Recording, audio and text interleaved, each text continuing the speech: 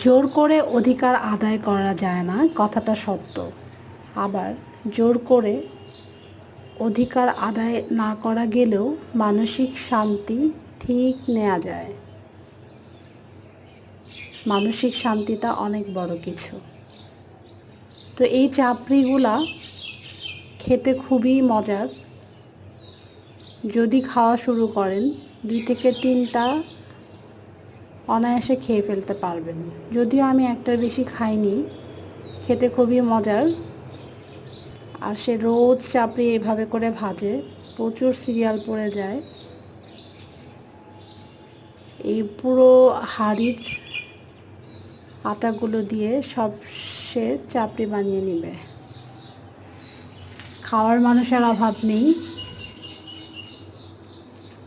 সাথে কিছু চাটনি দিয়ে দেয়,